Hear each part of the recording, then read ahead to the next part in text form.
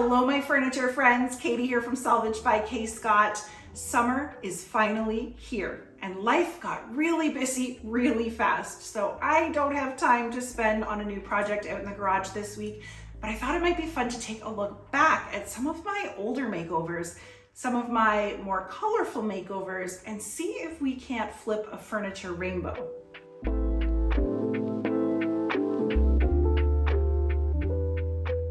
Obviously, starting things off with red, I actually just painted my first red piece a few months ago. 7 years and one red project. I'm gonna need to work on that. This was a mid-century modern era bookcase that I found at the thrift store for only $5. If it had been a designer piece made with high quality wood veneers, it would have been great to leave as is or just give a little bit of a restoration to. But this thing was made out of plywood, had a plastic laminate top, and was missing one of its sliding glass doors. So for me, all of those things made this the perfect canvas for paint. I used some simple green and hot water with a microfiber rag to really thoroughly clean each surface, unscrewed the classic taper legs from their brackets on the bottom, and then threw some 150 grit sandpaper onto my small detail sander to scuff up the slick top and create a little bit of micro texture for my paint to be able to really grab onto. And I also buffed out a few minor nicks and dings around the edges.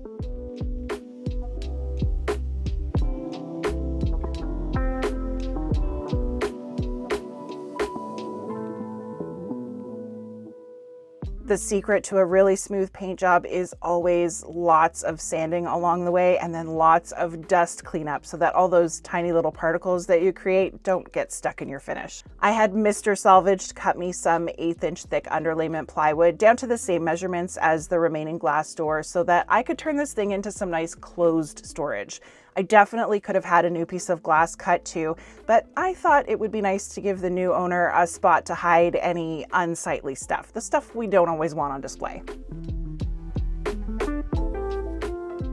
After sanding those new door panels smooth, I poured some shellac-based primer into a tray and used a 4-inch foam roller from the dollar store to apply it. This primer bonds really well to most surfaces, so it's great to use on laminate like I've got here, and it also seals up any bare wood spots where I'd sanded out scratches and the new raw wood doors to create a nice unified surface for my paint to sit over top of. The bright white really highlighted the seam around the top on here, so I filled that in with some wood filler and then watered down some more of the same stuff and brushed it over the new door panels to fill in all of the deep wood grain on there. Once all the filler was dry, I sanded it smooth again and added another layer of primer on top to seal it all in.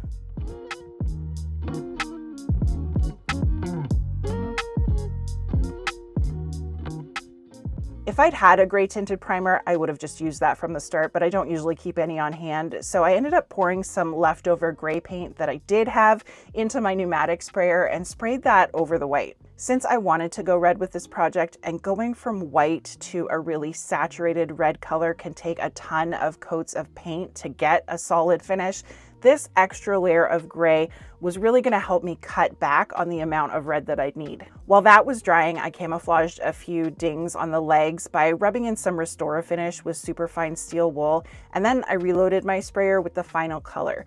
This is Highlander by Fusion Mineral Paint. I ended up spraying on 2 coats of this with a quick 400 grit sand in between to keep it smooth, and those 2 coats got me really great even coverage. I used a little bit of antique gold rub and buff on a craft brush to bring the leg caps back to life, and then I sprayed on 2 coats of satin water-based polyurethane over top of the paint to protect it and bump up the sheen a bit. I measured out where I wanted to add some new knobs to these doors, drilled a hole straight through both of them, and put things back together.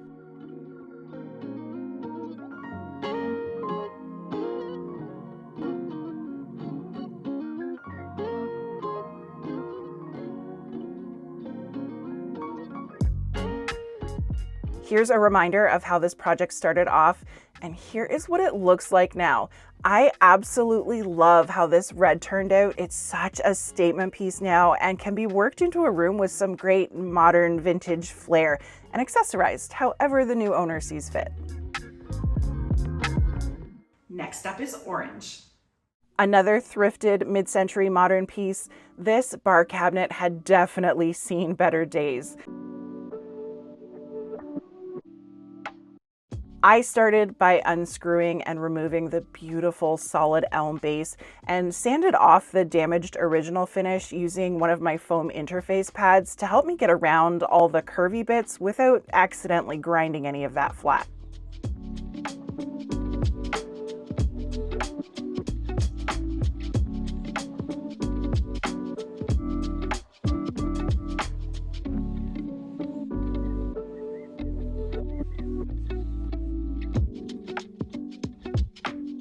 Next, I mixed up some 2-part epoxy wood filler to reshape the front frame where there were a few big gashes that were just too deep to fix with sanding. Once that was cured, I sanded it all flush and then went back to the base to restain it and give it a bit of time to dry.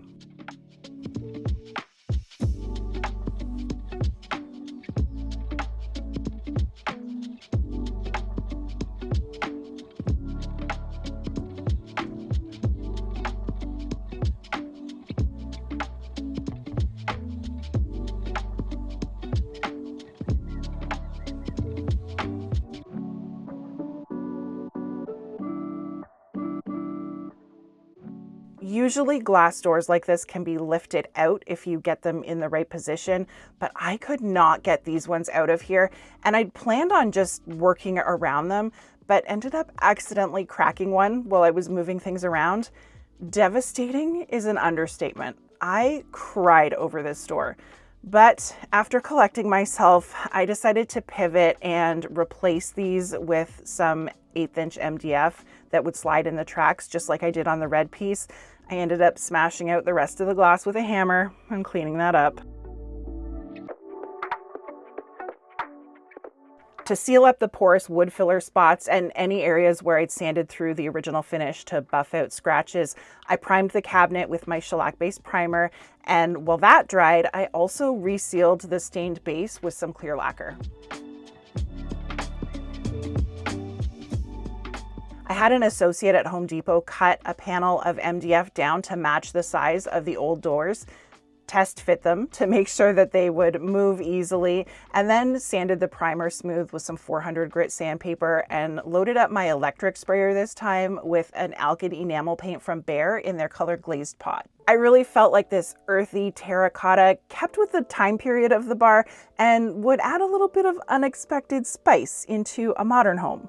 This particular paint doesn't require any additional top coating to be super durable, and it's got a nice satin sheen. So after applying 2 coats to get solid coverage, reinstalling the base, and adding the original knobs onto the new doors, this one was done.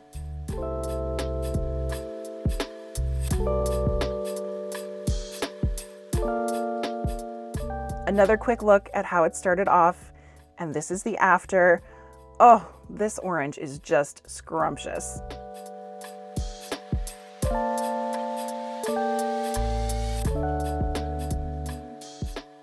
Moving on to yellow.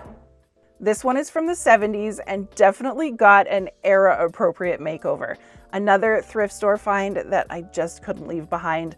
I immediately fell in love with the funky shaped solid wood handles and envisioned the rest of the beat up laminate body refinished in a bright punch of color. I pulled the dresser completely apart and gave it a really good clean inside and out to get rid of any old furniture polish or wax residue and the slightly musty thrift store smell that it had. And then I filled in all the damage that I could with some wood filler.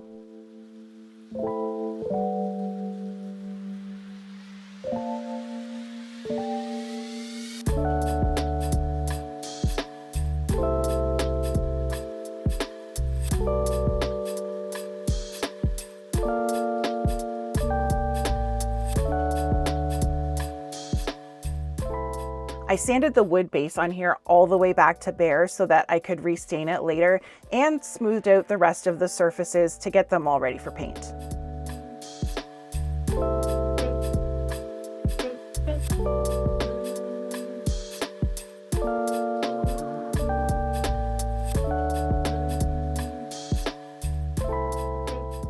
After cleaning up all the sanding dust, I went to, you guessed it, prime with my favorite shellac-based primer on a roller because I hate trying to clean this stuff out of my sprayer. And then I mixed together 2 different yellow shades that I'd had for a while from Melange Paint.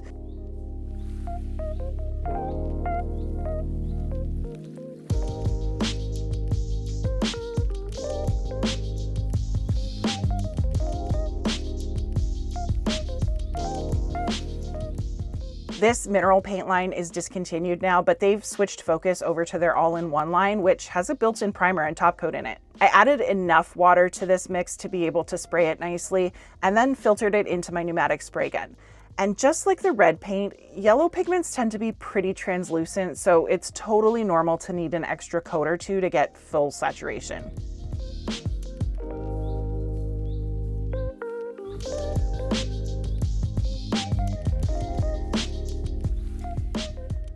While the first coat of paint was drying, I sanded all the old finish off of the handles with my sander and a rotary tool to help me get into all the small details, and ended up changing my design plan for the top drawers, so sanded the primer off of those too.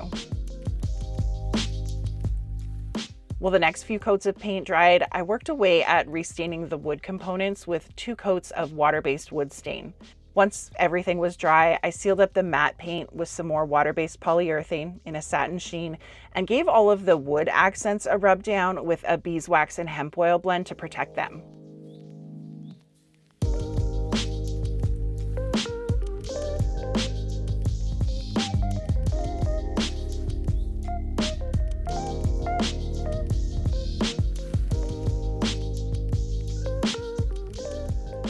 After reassembling everything, I thought this combination of rich stain and mustard yellow paint was the perfect way to bring this dresser into current day while still paying tribute to its retro roots.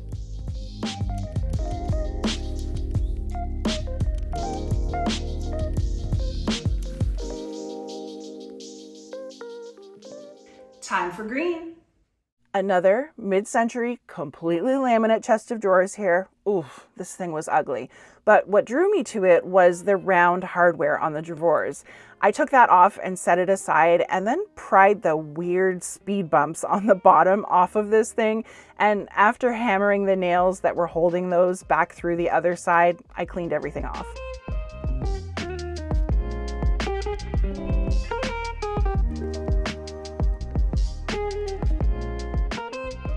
There were a few chunks missing out of the top, so I filled those in with some wood filler. And watching this back, I have no idea why I didn't use Bondo for this. I mean, I must have had a reason, but I did this project all the way back in 2021, so who knows. I also filled in the old hardware holes that I wasn't going to be reusing and a few scratches, and then unscrewed the original legs because I wanted to use something more glam on here instead.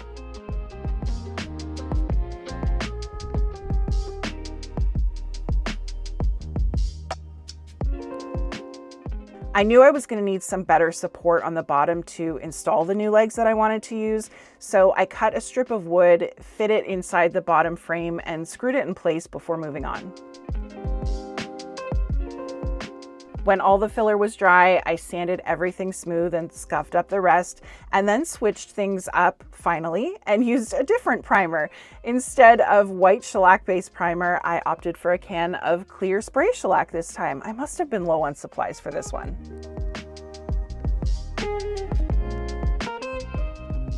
This green is so pretty. It's pressed fern from Fusion Mineral Paint. I loaded that into my pneumatic gun and got to work.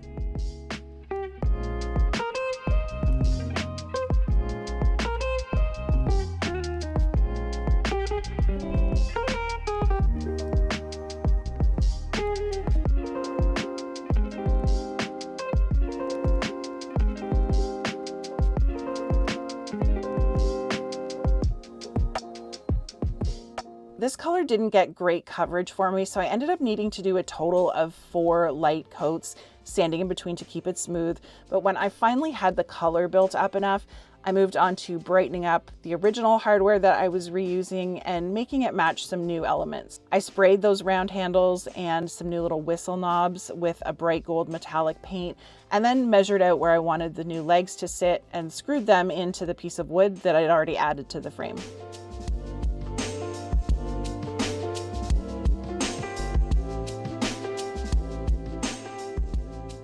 To finish things off on this one, I buffed some of Fusion's beeswax and hemp oil top coat into the paint, and this one was ready to go. How stunning is this color? I need to use this one again soon.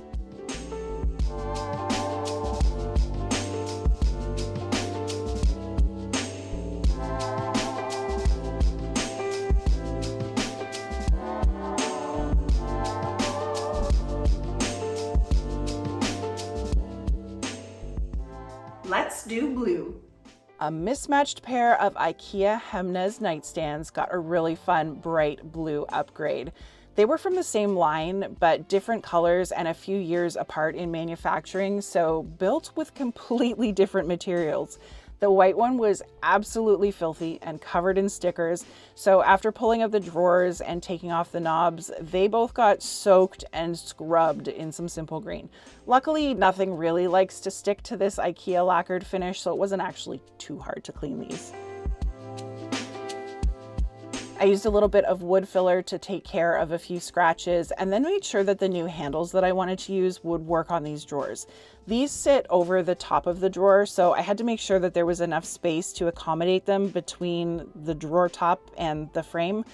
Next, I gave each surface a really thorough scuff sanding, again, to create some texture in this slick factory finish so that the primer and paint would have something to grip onto. To add some cool texture and detail onto these flat drawers, I picked up a few of these bamboo mats, also from Ikea, and after coating each drawer front with a good layer of wood glue, I stuck them down and clamped them to dry.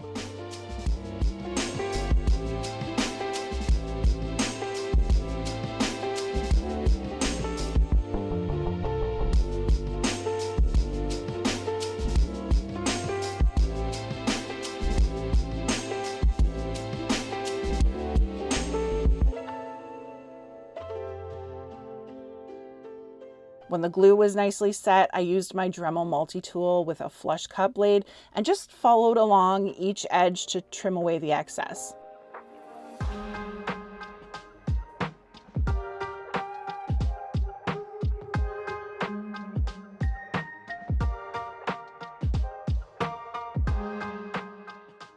A little more sanding got this new fluted design perfectly flush with the edges, and then I ended up unscrewing the rails from each drawer because the interiors of these just weren't doing it for me, and I wanted to do something that I don't usually do and paint the sides and insides as well.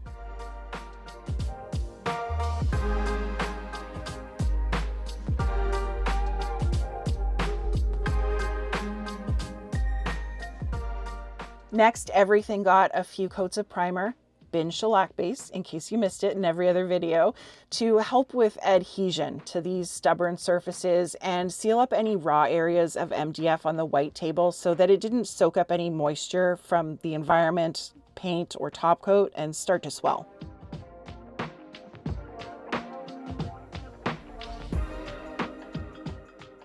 Next, I thinned out some chalk style furniture paint from House and Canvas in their color rich navy with a little bit of water and loaded that into my electric sprayer this time, probably just because it was the sprayer option that was clean at the moment.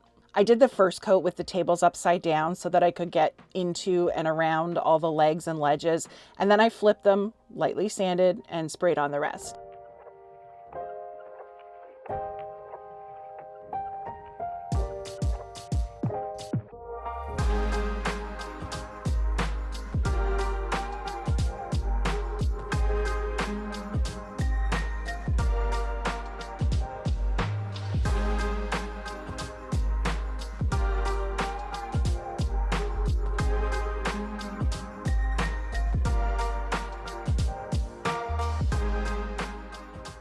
Once the paint was completely dried, I cleaned out the sprayer and refilled it again with some water-based polyurethane, but I tinted it this time with a little dollop of the navy paint to keep it from looking hazy or streaky, which can happen really easily over darker colors like this. These got 2 coats with another light sand in between, which gave them a nice satin sheen, made them a little bit easier to clean, and will protect them from the regular wear and tear that furniture encounters. I put all the glides back on and then discovered that the over-the-top pulls that I'd wanted to use weren't going to work on here after all. Gears got switched, I drilled some new holes across the drawer fronts with my hardware jig and put these brushed nickel handles on instead. I loved doing this little Ikea hack and making these two different tables work together. This bright blue hue, it's a good one.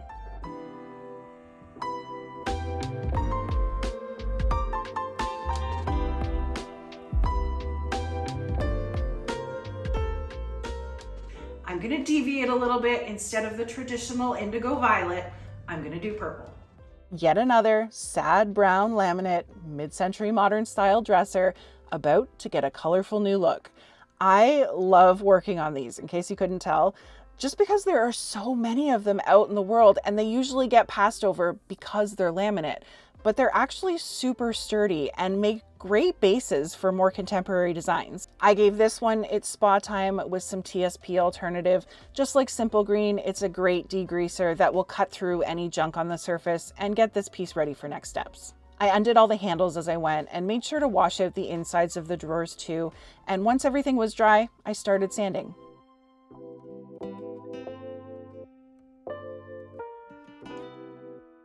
The wood grain that's on here isn't the actual grain of the wood on these drawers. It's a picture of wood, kind of like a sticker that's been applied to all of the surfaces to give it a cohesive look, but it's pretty easy to sand this stuff off and find the actual wood underneath. There were a few loose dovetail joints on the drawers that needed re-gluing, and while those were drying, I just kept going, scuffing up the rest of the laminate surfaces.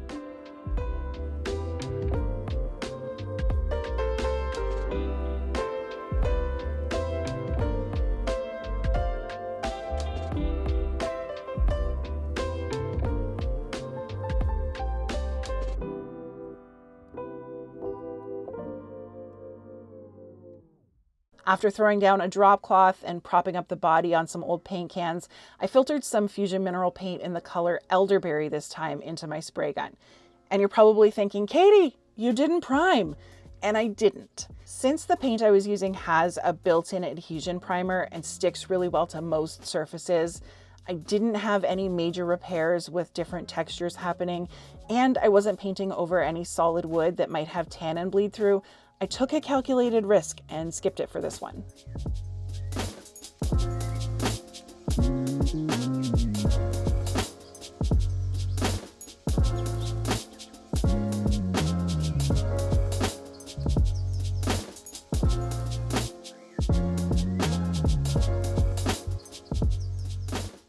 I sprayed on a few coats of this, again, with that light smooth sand in between, and there were a few spots in the first coat where I could see some texture differences, but the second coat of this acrylic resin paint took care of that perfectly.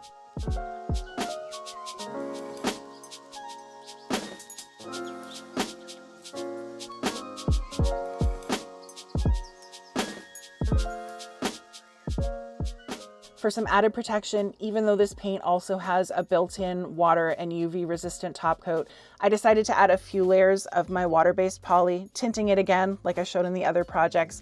And while that was drying, I went on to staining the drawers. First, I applied a layer of pre-stained wood conditioner since this was maple and it tends to take stain really unevenly. And then I wiped on a coat of this fruit wood color, which ended up being too light, but the only darker option that I had was too dark. So I ended up mixing my own little concoction of both stains and wiped on a layer of that.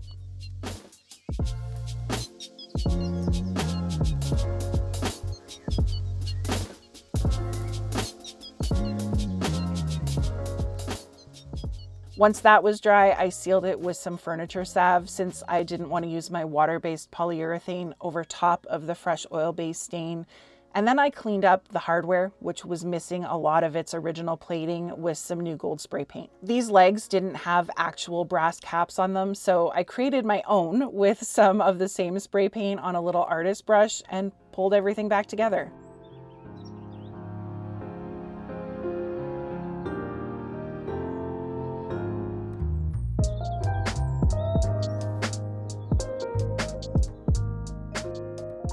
This dresser was pretty underwhelming when I got my hands on it, but it certainly isn't anymore. I loved experimenting with this bold purple. It's definitely not a color that's in my usual palette, but maybe I should use it more.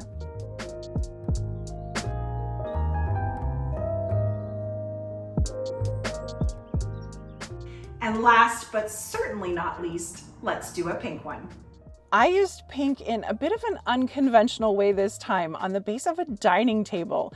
I found this adorable scalloped edge table on Facebook Marketplace, covered in a layer of goopy dark brown paint. It kind of looked like a little flower to me and then turned into a cloud when you added in the extra leaves. To start removing the paint that was on there, I went straight to the big guns, this heavy duty paint and varnish stripper, and after getting all my safety gear on, I brushed on a pretty juicy layer.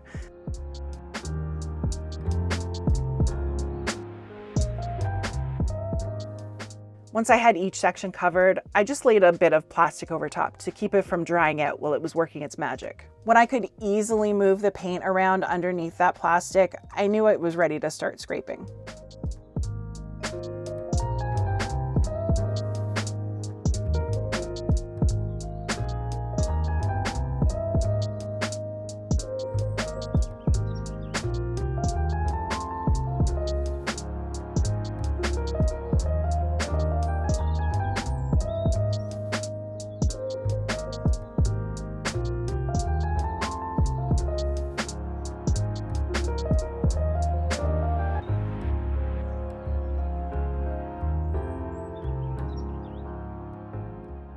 With most of the junk out of the way, I cleaned up the rest and just scrubbed around the edge contours with some mineral spirits and steel wool, and then left everything to dry overnight. The next morning, I put some 120 grit onto my orbital sander to remove the rest of the original orange top coat that was still hanging on and smooth out any scratches or dents. And then I used one of my squishy foam abrasives from Surf Prep Sanding to get around these edges. Before I went any further with the top, I flipped the table over and unscrewed the legs so that I'd be able to work on those separately. I also used my sander to clean up most of the mess that was under the table as well, but I made sure to keep this little autograft intact. I just couldn't erase poor Nat. I cleaned the skirting pieces and the legs with some simple green and then just scuffed up those painted surfaces to get rid of whatever wasn't well adhered and smooth it all out so that I could paint them. I have these old metal clothes hangers that I use to hang stuff like this over our garage door tracks, and once I had those hung up, I sprayed on my coat of primer. While that was drying, I used some WD-40 and little wire brush attachments on my rotary tool to clean all the rust off of these metal tracks.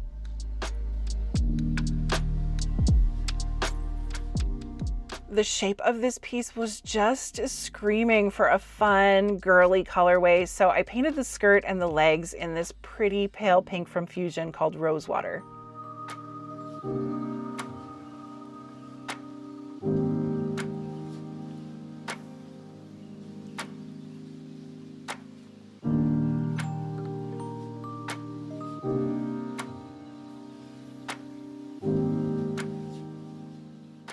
Once my 2 coats of paint were dry, I reinstalled the legs and flipped the table back over so that I could finish off the top.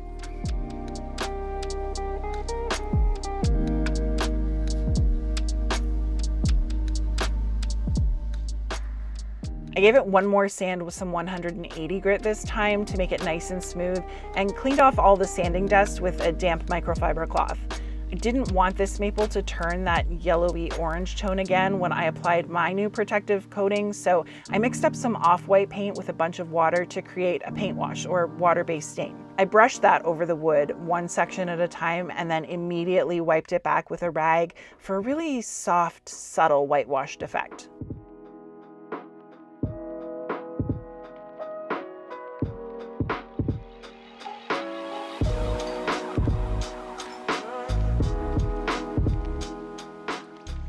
Once that was dry, I added some poly to my cleaned out spray gun and applied 3 coats, since this is going to get a ton of traffic, with my smoothing sand in between each layer. And now this table that was blah and boring brown is beautifully bright and cheery. It also brings us to the end of this furniture flipping rainbow. Thank you so much for hanging out with me today as I reminisced on these colorful projects. I hope you found some good inspiration for a project or two of your own sometime. Make sure to leave me a comment and let me know which one of these was your favorite, and I will catch you all next time.